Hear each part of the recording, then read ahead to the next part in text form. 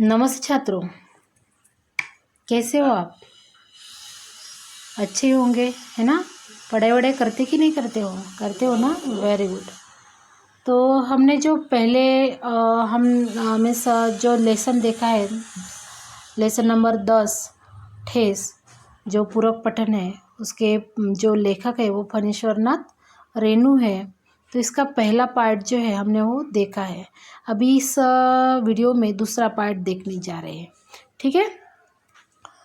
तो मोती घास और पटरे की रंगीन शीतल पाटी, बांस की तीलियों की झिलमिलाती चीख, सतरंगे डोर के मोड़े, भूसी चुन्नी रखने के लिए मूंज की रस्सी के बड़े बड़े जाले, हलवाओं के लिए ताल के सूखे पत्तों की छतरी, टोपी तथा इसी तरह के बहुत से काम है जिन्हें सिरचंद के सिवा गांव में कोई नहीं जानता।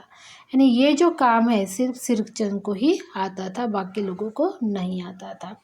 तो यह दूसरी बात है कि गांव में ऐसे कामों को बेकाम का काम समझते थे। गांव में ऐसे कामों को क्या समझते थे? ये क्या है? बेकाम का काम है। बेकाम का काम मीन्स क्या कि जिसकी मजदूरी, अनाज या पैसे देने की कोई ज़रूरत नहीं। हाँ, यानी ये काम करने से कोई पैसे मिलते थे क्या? नहीं, सिर्फ क्या मिलता था? पेट भर खिला दो, काम पूरा होने पर एक आध पुराना दुराना कपड़ा देकर विदा करो, वह कुछ भी नहीं बोलेगा। यानी सिरचंद को सिर्फ क्या करना है? पेट भर खिलाना है, पिलाना है, अच्छे से उसको एक पुराना कपड़ा देना है और उसको विदा करना है, वो कुछ भी नहीं बोलेगा। तो ऐसे कामों को गांव के लोग जो है वो क्या कहते थे? बिन काम का काम समझते थे। तो कुछ भी नहीं बोलेगा, ऐसी बात नहीं। सिरचंद को बुलाने वाले जानते हैं कि सिरचंद बात करने में भी कारगर है ना? यानी ये बिन काम का काम नहीं, तो ये काम का ही काम है, वो कुछ भी नहीं बोलेगा, ऐसा हो ही नहीं सकता है। तो सिरचंद को जो है वो जानते हैं कि ये जो जैसे ये मोती घास शीतल पाटी बुनने में जितना कारागर व्यक्ति है उतना वो बात करने में भी कारागर है। जो लोग उसको बुलाने जाते थे उन लोगों को वो पता था। फिर क्या? तो वह कुछ भी हाँ, तो महाजन टोले के जो भज्जू महाराज की बेटी सिरचंद की बात सुनकर तिलमिला उठी। ठहरो, मैं माँ से जाकर कहती हूँ कि इतनी बड़ी बात। यानी सिरचंद जो है कुछ उस बेटी को कह दिया होगा। तो क्या कह दिया होगा उसने? बड़ी बात ही है बिटिया, बड़े लोगों की इस बात ही बड़ी होती है, नहीं तो 2-3 पटेल की पार्टियों का काम सिर्फ खेसारी का सत्तू खिलाकर कोई करवाए भला? यह तुम्हारी माँ ही कर सकती है। बब्बू ने, सिरचंद ने मुस्कुराकर जवाब दिया उस लड़की को, यह काम सिर्फ क्या कर सकती है? आपकी माँ ही कर सकती है। कि इतना बड़ा काम कोई कर सकता है भला? ऐसा मुस्कुराकर उसने क्या किया? जवाब दिया, इस बार मेरी सबसे छोटी बहन पहले बार ससुराल जा रही थी। मानू के दूल्हे ने पहले ही बड़े भाभी को लिखकर चेतावनी दी है। मानू मानू के साथ क्या चाहिए उनको? मिठाई नहीं आए तो चलेगी, लेकिन क्या चाहिए उनको? 3 जोड़ी फैशनेबल चीक और पटेल की 2 शीतल पाटियाँ के बिना आएगी मानू तो उनको जो है वो क्या चाहिए था? शीतल पाटियाँ चाहिए थी। तो भाभी ने हंसकर कहा, बैरम वापस। तो इसीलिए 1 सप्ताह पहले से ही सिरचंद को बुलाकर काम पर तैनात करवा दिया था। किसने कर दिया था? माँ ने कर दिया था। माँ कहती है, फिर सिरचंद को देखो सिरचंद, इस बार नई धोती दूंगी, असली मोहर छाप वाली धोती। तो माँ ने उसको क्या लालच दिया कि मैं आपको क्या देने वाली हूँ? मोरचंद छाप वाली जो धोती है वो देने वाली हूँ। इसीलिए काम मन लगाकर ऐसा करो कि देखने वाला देखता ही रह जाए। तो पान जैसी पतली छुरी से बांस की तीलियों और कमानियों को चिकनाता हुआ सिरचंद अपने काम में लग गया। यानी उसको मोहरचंद वाली धोती मिल रही थी, मोर छाप वाली करके वो क्या अपने काम पे लग गया। रंगीन सुतलियों में धब्बे डालकर वह चिक बुनने लगा। 1.5 हाथ की बिनाई देखकर ही लोग समझ गए कि इस बार नए फैशन की चीज़ बन रही है। यानी वो जो बूंद डाल रहा था वो कुछ अलग टाइप की थी, अच्छे टाइप की थी करके लोगों को समझ में आ गया कि अभी ये सिरचंद जो है वो क्या बढ़िया जो चटाई है वो बूंद रहा है करके। मजली भाभी से रहा नहीं गया और मजली भाभी क्या बोली कि पहले ही ऐसा जानती है कि मोहर छाप वाली धोती देने से अच्छी चीज़ बनती है तो मैं ये भाई क्या करती, भैया को खबर कर देती। काम में व्यस्त सिरचंद ने ये बात जो है वो कानों में पड़ गई और बोला, मोहर छाप वाली धोती के साथ रेशमी कुर्ता देने पर भी ऐसी चीज़ नहीं बनती बहुरिया। उन्होंने क्या कहा कि अगर आप मोहर छाप वाली धोती भी देते और उसके साथ रेशमी कुर्ता भी देते तो भी ऐसी चीज़ नहीं बनती। क्यों नहीं बनती? क्योंकि ये चीज़ ऐसी क्यों बन रही है?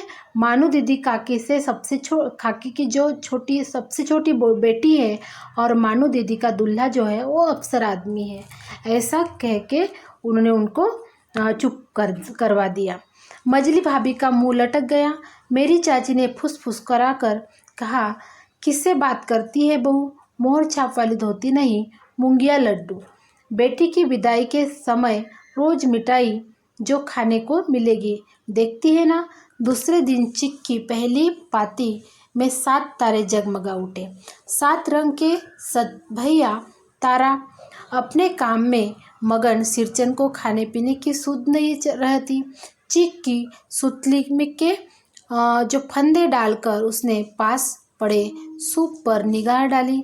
चिवड़ा और गुड़ का सबसे सूखा में से एक सूखा ढेला मैंने लक्ष्य किया। सिरचंद की नाक के पास 2 रेखाएं उभर आई। यानी जब सिरचंद अपने काम में लग गया तो उसको खाने पीने की भी सुध नहीं रही। तो फिर क्या हुआ कि चीक में सुतली के फंदे डालकर उसने पास पड़े सूप पर निगाह डाली।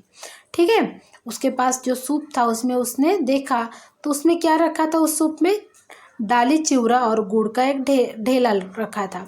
तो मैंने लक्ष्य किया सिरचंद, मैंने मीन्स किसने? लेखक ने।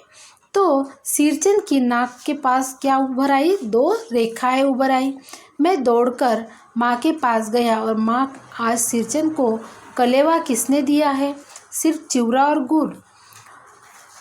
तो क्या हुआ कि माँ रसोई घर के अंदर पकवान और आदि बनाने में व्यस्त थी। बोली, अरे मजली, सिरचंद को बूंदिया क्यों नहीं देती? तो लेखक उनके अंदर गए, मीन्स किचन में गए और बोले कि देखो माँ, उसको चिवड़ा और गुड़ किसने दिया? तो उधर माँ ने मजली भाभी को कहा कि अरे उसको बूंदिया क्यों नहीं देती? तो बूंदिया मैं नहीं खाता काकी। सिरचंद के मुंह में चिवड़ा भरा हुआ था, गुड़ का ढेरा सूप में एक किनारे पर पड़ा रहा अछूता। माँ की बोली सुनते ही मजली भाभी की भौहें तन गई। मुट्ठी भर बूंदिया सूप में फेंक कर चली गई। तो जैसे ही उन लेखक के माँ ने कहा मजली भाभी को कि उसको बूंदिया क्यों नहीं दी, तो उसके भौहें जो है वो तन गई और उसने कुछ मुट्ठी भर बूंदिया लाई और उसके सूप में फेंक कर वो चली गई। सिरचंद ने पानी पीकर कहा, मजली बोरानी अपने मैके से आई हुई मिठाई भी इसी तरह हाथ खोलकर बांटती है क्या? है ना। तो उन्होंने क्या कहा कि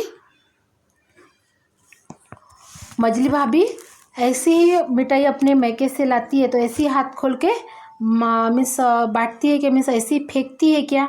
बस मंजली भाभी अपने कमरे में बैठकर रोने लगी। चाची ने माँ के पास जाकर कहा, लगाने से सिर पर चढ़ेगा ही, मुंह लगाने से सिर पर चढ़ेगा ही, किसी के नेहर ससुराल की बात क्यों करेगा वह?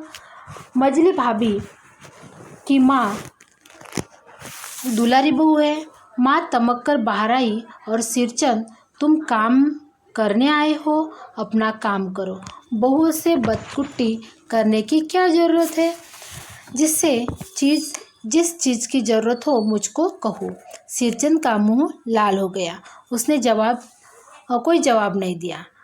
बांस में टंगे हुए अधूरे चिक में फंदे डालने लगा, मानो पास सजाकर बाहर बैठक खाने में भेज रही थी।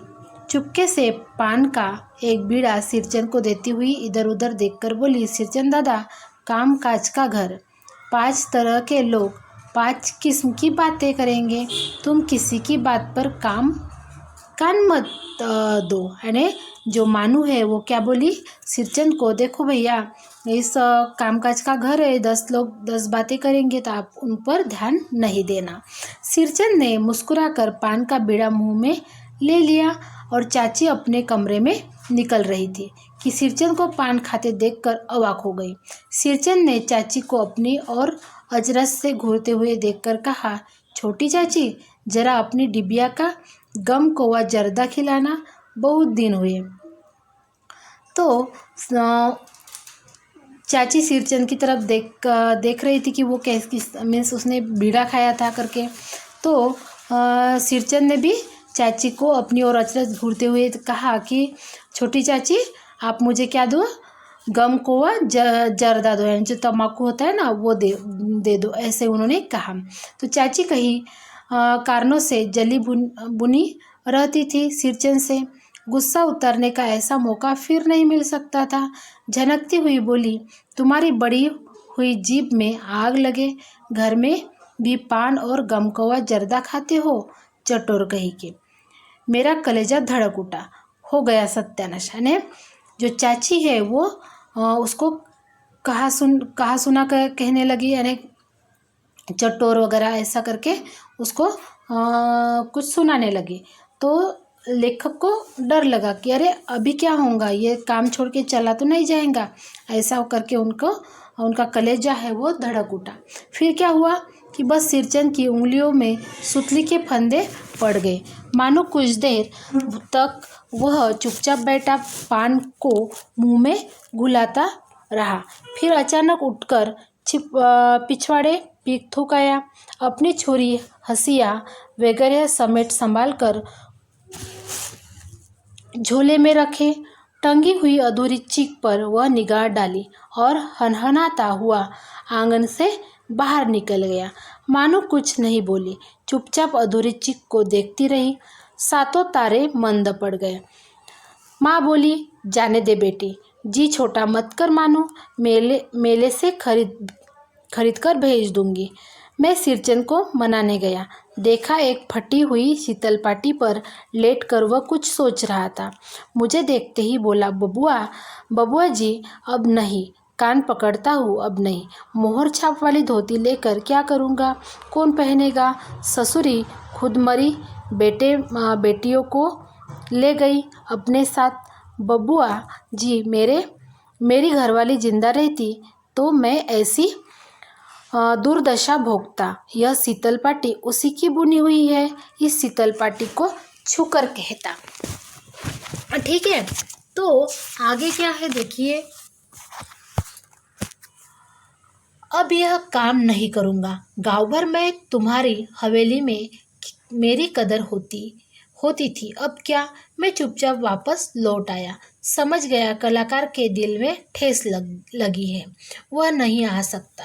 यानी लेखक को समझ गया कि अभी ये नहीं आएगा क्योंकि इसके मन को बहुत बड़ी ठेस लगी है। बड़ी भाभी अधूरी चीख में रंगीन छीट का झालर लगाने लगी। यह भी भेजा नहीं दिखलाई पड़ता, क्यों मानू। तो मानू कुछ नहीं बोली और बेचारी, किंतु मैं चुप नहीं रह सका। चाची और मजली भाभी की नज़र में लग जाए इसमें भी।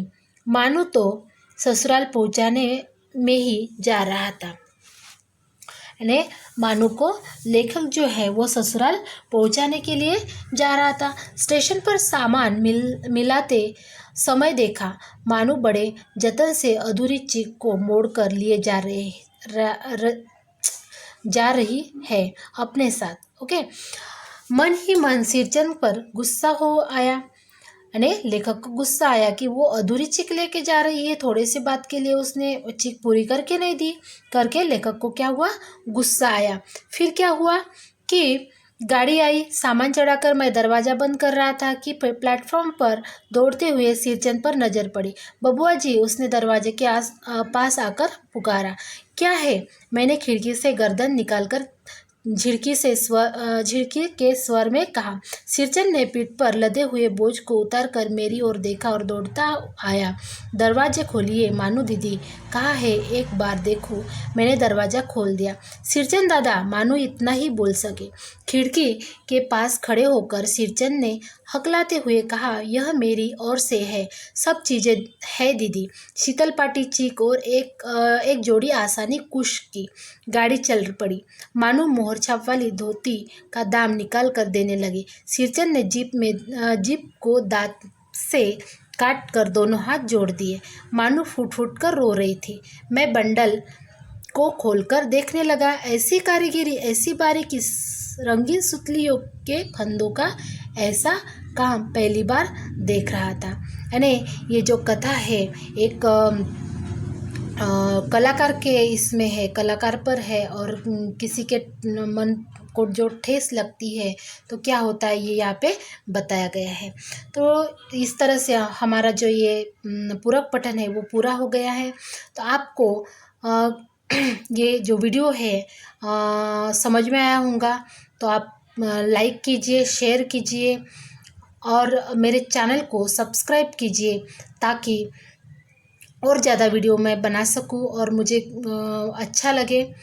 और जो अपने मित्र है, अपने जो दोस्त है, उन लोगों को भी ये वीडियो जो है शेयर कीजिए ताकि और लोग ये वीडियो देख सके और लाइक कर सके। नमस्ते।